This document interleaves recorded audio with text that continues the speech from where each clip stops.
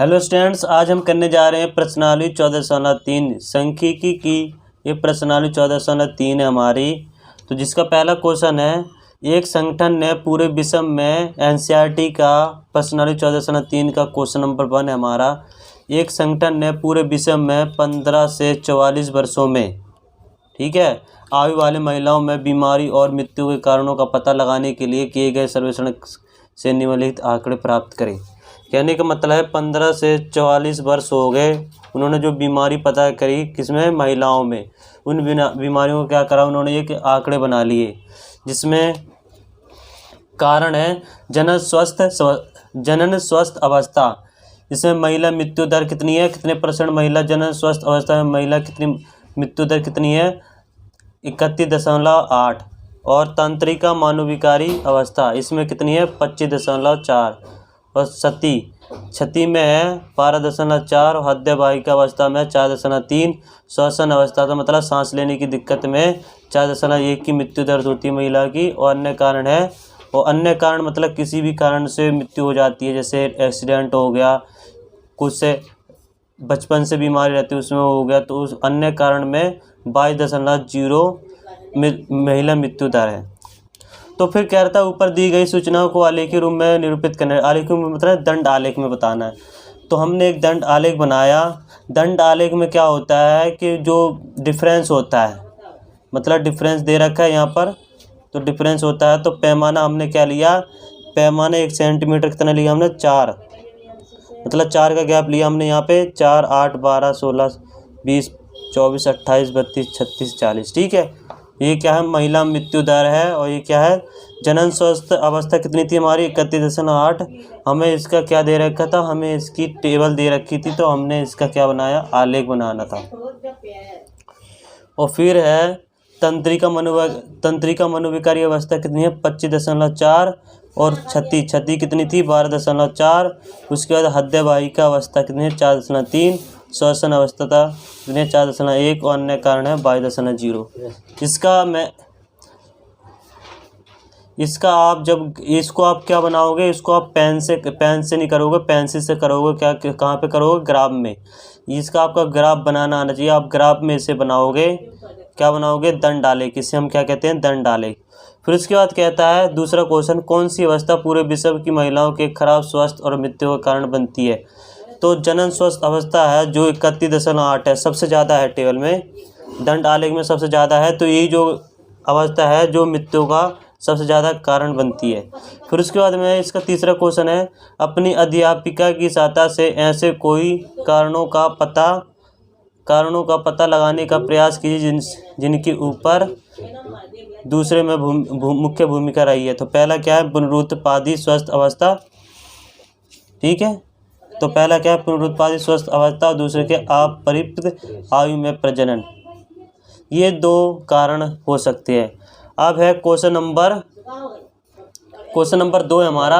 कहता भारतीय समाज के विभिन्न क्षेत्रों में प्रति 1000 लड़कों पर लड़कियों की संख्या के आंकड़े नीचे दे रखे हैं। क्या आंकड़े दे रखे हैं, आइए देखते हैं। ये रहे भैया आंकड़े। तो क्वेश्चन नंबर 2 में जो अनुसूचित जाति है, प्रति 1000 लड़कों पर लड़कियों की संख्या, जो अनुसूचित जाति में संख्या पाई गई कितनी है, 940 है। प्रति 1000 लड़कों पर लड़कियों की संख्या है, ठीक है। ये मतलब कितने लड़के हैं, 1000%, 1000 में देखे जाए तो लड़के ज़्यादा हैं, लड़कियां कम हैं। तो अनुसूचित जाति की लड़कियों की संख्या कितनी है, 940। और अनुसूचित जनजाति मतलब ST, अनुसूचित जनजाति 970, गैर अनुसूचित जाति या जनजाति 920, पिछड़े जिले की 950, गैर पिछड़े जिले के 920, और ग्रामीण के 930, और शहरी के 910। इसमें कह रहा ऊपर दी गई सूचनाओं को एक दंड आलेख बनाना है, जो हमने क्वेश्चन नंबर 1 में करा था। और कहता है कक्षा में चर्चा करके बताइए कि आप इस आलेख से कौन कौन से निष्कर्ष निकाल सकते हैं। वो निष्कर्ष भी हमें करेंगे। तो हमने इस आलेख से निष्कर्ष यहाँ निकलता है कि भाई अनुसूचित जाति में 940 है, अनुसूचित जाति में लड़कियों की संख्या कितनी है, 970। पिछड़े जिले में 950 थी लड़कियों की संख्या, जबकि गैर पिछड़े जिले में कितनी है, 920। ग्रामीण में 930 है लड़कियों की संख्या, जबकि शहरी में 910 है। तो ये इसमें निष्कर्ष निकलता है कि लड़कियों की संख्या ग्रामीण में ज़्यादा है और शहरी में कम है। फिर है इसका पहला क्वेश्चन था दंड आलेख बनाना था, दूसरा क्वेश्चन था हमें निष्कर्ष करना था। तो हमने देखो दंड आलेख बनाया। दंड आलेख में गैप होता है, तो ये देखो गैप दे रखा है। अनुसूचित जाति कितनी थी? 940। पहले हमने बनाया प्रति 1000 लड़कियों में लड़कियों की संख्या, ठीक है। ये लड़कों में लड़कियों की संख्या इतनी थी, ठीक है। अनुसूचित जाति की 940, अनुसूचित जनजाति की 970, गैर अनुसूचित जाति की 920, पिछड़े जिले की 950 और गैर पिछड़े जिले की 920, ग्रामीण की 930 और शहरी की 910। ये हमें आंकड़े दे रखे। तो हमने क्या बनाया इसका? ये दंड आलेख। यहाँ लिखो दंड आलेख और भारतीय समाज के क्षेत्र। तो ये था हमारा क्वेश्चन नंबर 2। करते हैं क्वेश्चन नंबर 3। क्वेश्चन नंबर 3 में हमसे कहा गया था, आइए क्वेश्चन पढ़ते हैं। एक राज्य के विधानसभा के चुनाव में विभिन्न राजनीतिक पार्टियों द्वारा जीती गई सीटों के परिणाम नीचे दिए गए हैं। जैसे राजनीतिक पार्टी है, राजनीतिक पार्टी ABCDEF, राजनीतिक पार्टी में ABCDEF दे रखे हैं और जीती गई सीटें। कहने का मतलब राजनीतिक पार्टी A ने कितनी सीटें जीती? 75, और B ने 55 और C ने 37 और D ने 29 और E ने 10 और F ने 37। इतनी पार्टी, मतलब जो पार्टी उन्होंने इतनी सीटें जीती। फिर कहता है मतदान के परिणामों को निरूपित करने वाला एक दंड आलेख बनाना है। हमें क्वेश्चन नंबर 3 में भी दंड आलेख बनाना है। तो किस राजनीतिक पार्टी ने अधिकतम सीटें जीती? वही हमसे ये क्वेश्चन भी पूछा। तो हमने दंड आलेख बनाया। हमने राजनीतिक पार्टी ABCDEF नीचे ली और फिर जीती गई पार्टी ऊपर है। तो ये है, ये ने कितने सीटें जीती थी? 75। तो इनके बीच में अगर डिफरेंस देखा जाए, 10 का डिफरेंस है, 10 का, तो 70 एरा, तो 75 इसके बीच में आएगा, ठीक है। ये ने कितनी सीटें जीती? 75। और B पार्टी ने कितनी जीती? 55। 50 और 50 और 60 के बीच में आएगा 55, ठीक है। फिर उसके बाद C ने 37 सीटें जीती। 37 कितने आएगा? 30 और 40 के बीच में आएगा 37। और फिर D ने 29। D ने कितनी सीटें जीती? 29। और E ने 10 और F ने 37 सीटें जीती। फिर हमसे क्वेश्चन पूछा गया था किस राजनीतिक पार्टी ने अधिकतम सीटें जीती? तो राजनीतिक पार्टी कौन सी है? ए ने कितनी सीटें जीती? 75। तो राजनीतिक पार्टी ए ने 75 सीटें जीती। ये क्या है हमारा? दंड आलेख। तो लिखो दंड आलेख।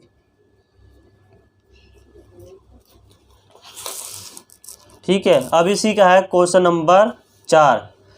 क्वेश्चन नंबर 4 में एक पौधे की 40 पत्तियों की लंबाई 1 मिलीमीटर तक शुद्ध मापी गई है और प्राप्त आंकड़ों को निम्नलिखित सारणी में निरूपित किया गया। भाई सारणी बनाई गई, ये रही, ठीक है। क्वेश्चन नंबर 4 है, एक पौधे की 40 पत्तियों की लंबाई 1 मिलीमीटर तथा शुद्ध मापी गई है और प्राप्त आंकड़ों को लिख लिया गया।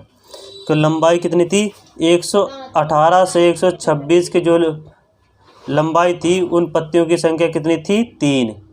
और 127 से 135 की जो लंबाई थी, उसकी कितनी थी? 5। तो ऐसे करके इन्होंने क्या करा? एक सारणी बनाई। तो कहता है इन दिए हुए आंकड़ों को निरूपित करने वाला एक आयतचित्र बनाइए। हमें आयतचित्र बनाने के लिए इनकी जो लंबाई है, उनका जो गैप है, वो बिल्कुल समान करना होगा। कहने का मतलब है 180 से 126, 126 से स्टार्ट होना चाहिए, लेकिन यहाँ से 127 से स्टार्ट हो रहा। तो मतलब एक ज़्यादा है ना, तो हमें क्या करना है? इनका जो गैप है वो बिल्कुल सही लाना है। तो आइए करते हैं।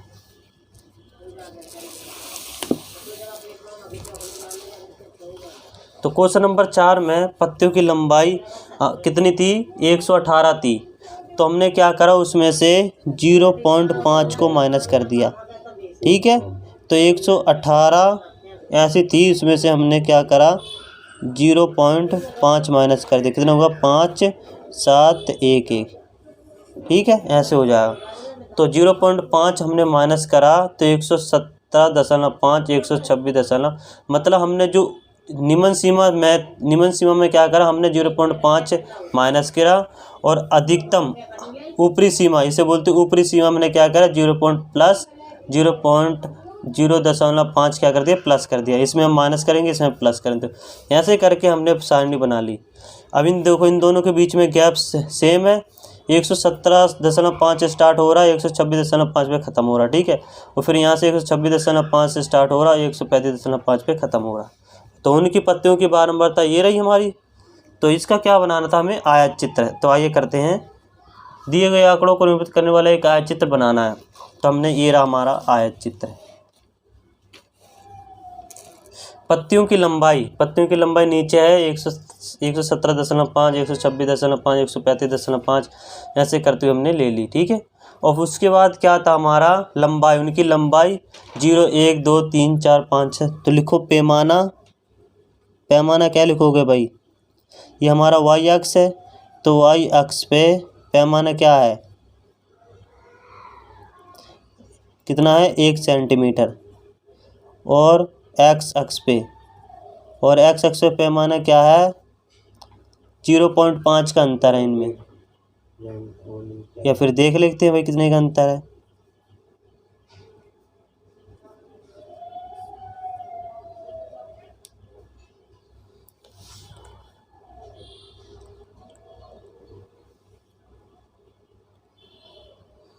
नौ, यहाँ क्या बचा 0, 0।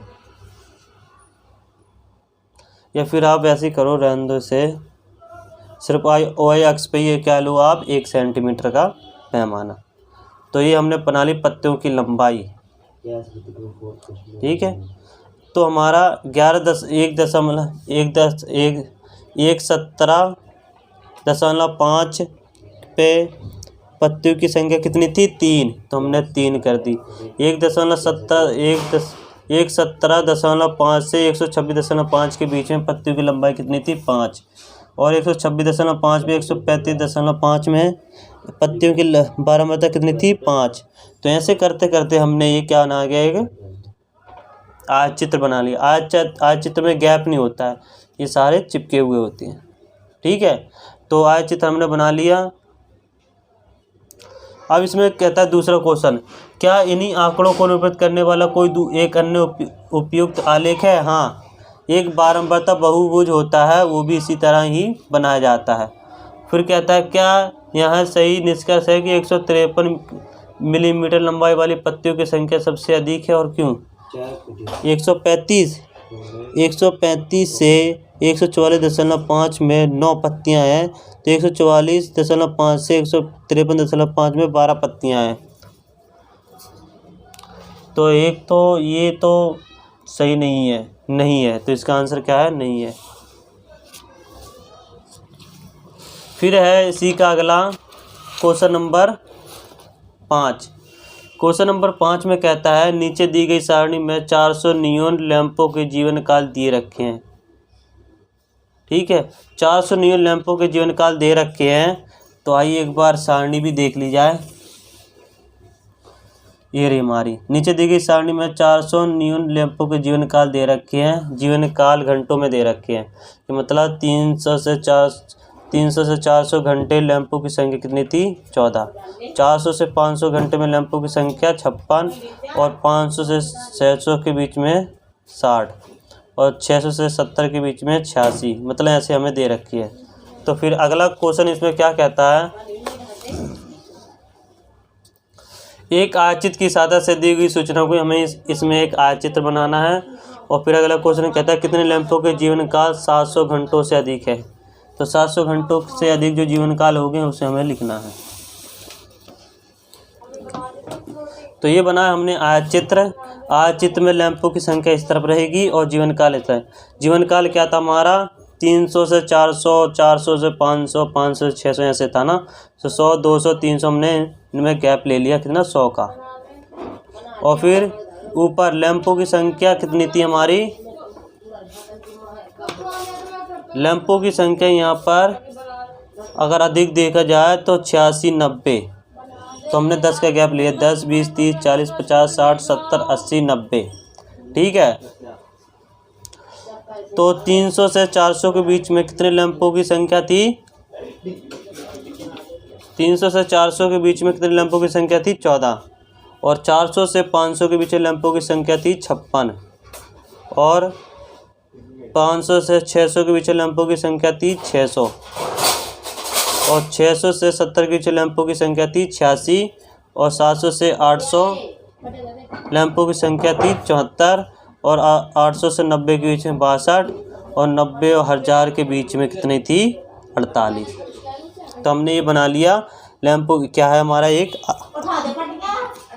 ये हमारा क्या है एक आयत चित्र।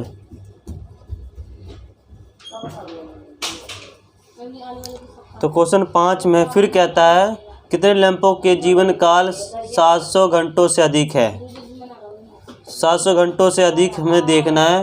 पहले 700 घंटों से अधिक है हमारा 74 है, 62 है और 48 है। तो इन सब को क्या कर देंगे? प्लस है आगे 184 लैंप।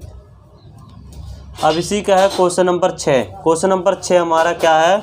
बारंबारता बहुभुज के ऊपर बेस्ड है। तो आइए एक बार नज़र देखते हैं। क्वेश्चन नंबर 6 हमारा नीचे दी गई दो सारणी में प्राप्त किए गए अंकों के अनुसार दो सेक्शनों के विद्यार्थियों का बंटवारा किया गया है। ठीक है, सेक्शन ए में, ये सेक्शन ए में है 0 से 10 है। 0 से 10 बारंबारता कितने स्टूडेंट हैं? 3 सेक्शन ए में।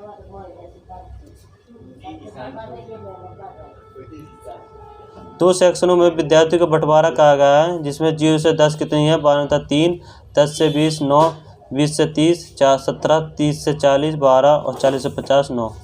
ठीक है, और सेक्शन बी में भी मतलब इनका जो वर्ग अंतराल है वो सेम है दोनों में, सिर्फ बारंबारता अलग अलग है। तो इसका हम क्या बनाएंगे? एक बारंबारता बहुभुज।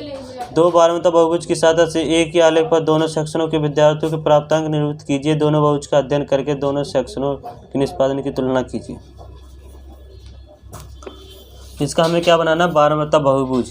क्या था? Question number 6। तो क्वेश्चन नंबर 6 में हमें वर्ग दे रखी थी 0 से 10, 10 से 20, 20 से 30, 30 से 40, 40 से 50 हमें दे रखा था। हमें सेक्शन ए सेक्शन बी की बारंबारता दे रखी है 3, 9, 17, 12, 9 इतनी दे रखी। हमें सिर्फ क्या नहीं दे रखा था? इनका मध्य बिंदु। मध्य बिंदु मतलब वर्ग चिन्ह।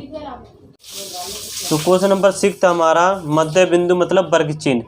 तो हमें इन दोनों को प्लस करके इसके 2 से भाग देना है। 10 का आधा 5, 10 और 20 कितने हुए? 30, 30 का आधा 15, 20 और 30 कितने हुए? 50, 50 का आधा 25, 30 और 40 कितने हुए? 70, 70 का आधा 35, 40 और 50 कितने हुए? 90, 90 का आधा 45। तो ये हमने इसके वर्ग चिन्ह निकाल लिए। तो हमारे पास निर्देशांक क्या बन गए? हम इसका क्या बनाएंगे? एक बारंबारता बहुभुज। तो इसमें हमें निर्देशांक मिल गए, सेक्शन ए के मिल गए 5 से 3, 15 से 9, 25 से 17, 35 से 12, 45 से 9, 5 से 5, 15 से 19, 25 से 15, 35 से 10 और 45 से 1। अब इसका क्या बनाएंगे हम? बारंबारता बहुभुज।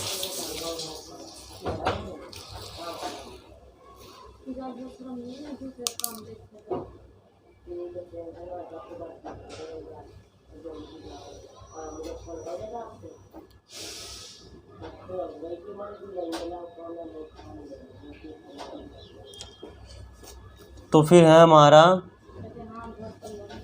इसका हमने जो टेबल थी इसका हमने क्या बनाया?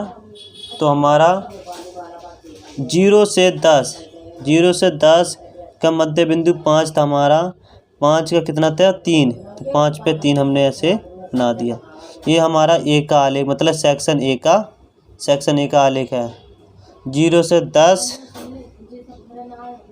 5 से 3 और फिर हमारा 15 से 9, 25 से 17, 25 से 17 हमारा ये रहा। और फिर 35 से 12 ये रहा हमारा। और फिर 35 से 12 और 45 से हमारा 9, 45 से 9 हमारा ये रहा हमारा 45। ठीक है, और फिर हमने क्या करा, इसको मिला दिया। ये हमारा क्या है, एक के आलेख, सेक्शन ए का आलेख। फिर हमें ऐसे बी का ही बनाना, तो मध्य बिंदु बी का भी है 5, तो 5,5 है हमारा, तो 5,5 यहाँ से 5,5 ये रहा। फिर उसके बाद 15,19, 15,19 ये रहा, 15,19 हमारा ये रहा। फिर उसके बाद है 25,15, 25,15 ये रहा हमारा। फिर उसके बाद है हमारा 35,10, 35,10 ये रहा हमारा। फिर उसके बाद है हमारा 45,1, 45,1 हमारा ये रहा। तो हमारा कैसे करना, ये रहा हमारा, ये रहा। ठीक है, ये हमारा सेक्शन बी का, सेक्शन बी का ये रहा हमारा, यहाँ से स्टार्ट। तो ये था हमारा क्वेश्चन नंबर 6 का आलेख। करते हैं क्वेश्चन नंबर 7 का आलेख।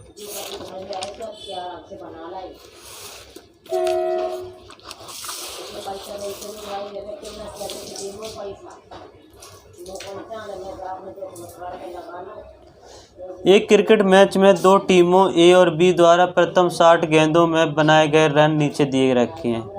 ठीक है, गेंदों की संख्या और टीम ए और टीम बी, हमें गेंदों की संख्या दे रखी है और टीम ए और टीम बी की दे रखी है, मतलब कितनी गेंदों में उन्होंने कितने रन बनाए। तो 1 से लेके 6 था हमारा, 1 से लेके 6 हमारे जो बारंबारता दे रखी है। ठीक है, और 7 से 12, मतलब इसकी जो बारंबारता है, जो ये बारंबारता हमें मतलब सही अंतर में नहीं दे रखी थी, तो हमने क्या करा, इनका एक में हमने 0.5 माइनस करा और 6 में हमने 0.5 प्लस करा। तो ऐसे करके हमने बिल्कुल समान अंतर की क्या बना ली, वर्ग अंतराल। फिर उसके बाद है हमने मध्य बिंदु, मध्य बिंदु मतलब वर्ग चिन्ह, वर्ग चिन्ह हमने निकाला।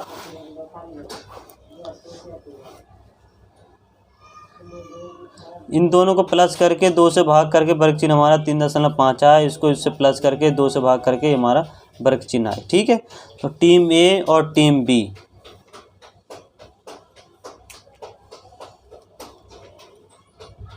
ठीक है, ये हमने क्या कर लिया, एक सारणी बना ली। अब इसका क्या बनाना, बारंबारता बहुभुज।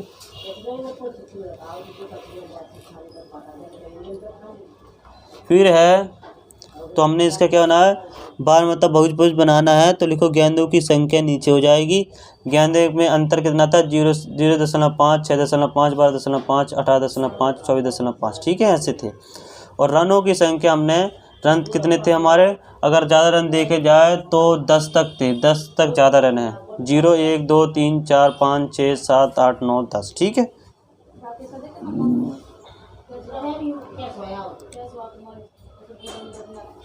फिर हमारा 0 से 5, जो हमारा मध्य बिंदु वर्ग चिन्ह कितना है, 3.5, 3.5 क्या आएगा, ये रहा हमारा 3.5।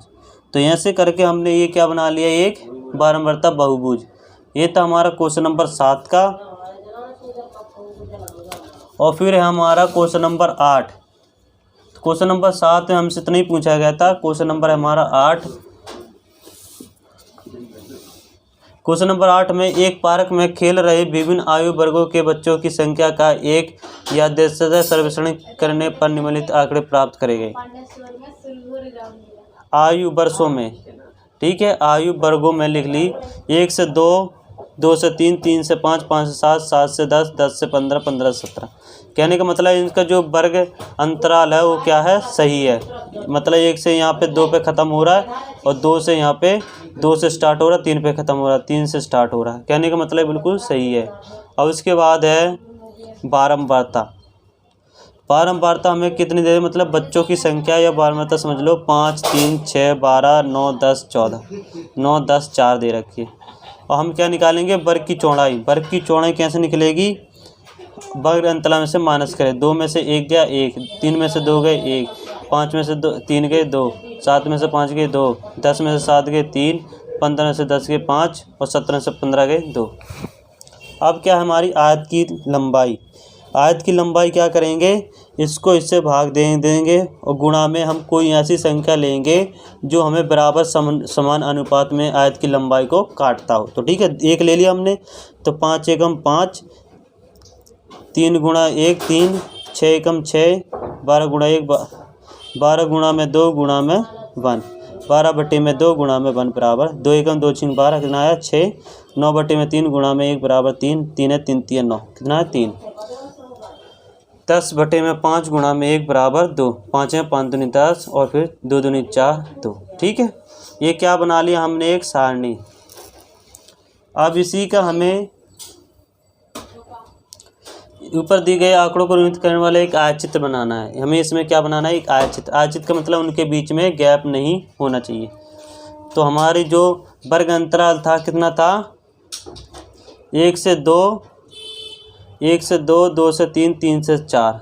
ठीक है, तो 1 2 3 4 5 6 7 8 9 10 11 12 13 14 15 16 17, टोटल हमारा 15 से 17 था, तो हमने 17 तक लिए। ठीक है, आयु वर्ग।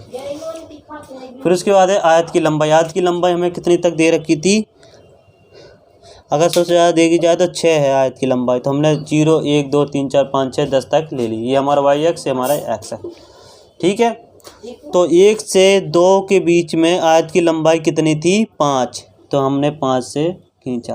फिर उसके बाद 2 से 3 आयत की लंबाई कितनी थी, 3, और फिर 3 से 5 आयत की लंबाई कितनी थी, 3, और फिर 5 से 7, 5 से 7 आयत की लंबाई कितनी थी, 6, और फिर 7 से 10, 7 से 10 आयत की लंबाई कितनी थी, 3, और फिर 10 से 15 आयत की लंबाई कितनी थी, 2, और फिर 15 से 17 आयत की लंबाई कितनी, 2।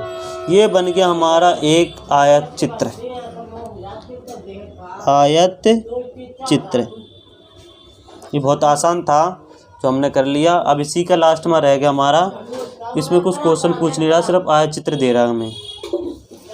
अब है हमारा क्वेश्चन नंबर 9। क्वेश्चन नंबर 9 में हमसे कह रहा है, एक स्थानीय टेलीफोन में निर्देशकों से 100 कुल नाम यद्यस्थ लिए गए और उनसे अंग्रेजी वर्णमाला के अक्षरों की संख्या का निम्न 12 बटन प्राप्त किया गया। तो 12 बटन में वर्णमाला के अक्षरों की संख्या 1 से 4 थी, 4 से 6 थी, 6 से 8, 8 से 12, 12 से 20। कहने का मतलब है अगर यहाँ से स्टार्ट हो रहा, 4 पे ख़त्म हो रहा, फिर 4 से स्टार्ट हो रहा, मतलब ये हम इसका हम आयत चित्र बना सकते हैं। और 12 नंबर तक कितनी दे रखी है हमें, 6 30 44 16 4, इतनी हमें 12 नंबर तक दे रखी थी। और हमने निकाली वर्ग की चौड़ाई, तो 4 में से 1 गए 3, 6 में से 4 गए 2, 8 में से 6 गए 2, 12 में से 8 गए 4, और 20 में से 12 गए 8। और न्यूनतम चौड़ाई मतलब हम ऐसी कौन सी संख्या से आयत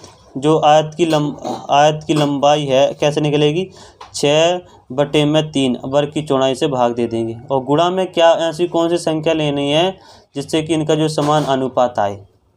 ठीक है, तो 6 गुणा 3 हमने 2 ले लिया, 6/3 गुणा में 2, 3 3 6, कितना आया 4, 2 1 2 15 दूनी 30, 2 2 दूनी 4 44, 2 2 8 16, 8 दूनी 2 1 2 2 8 16,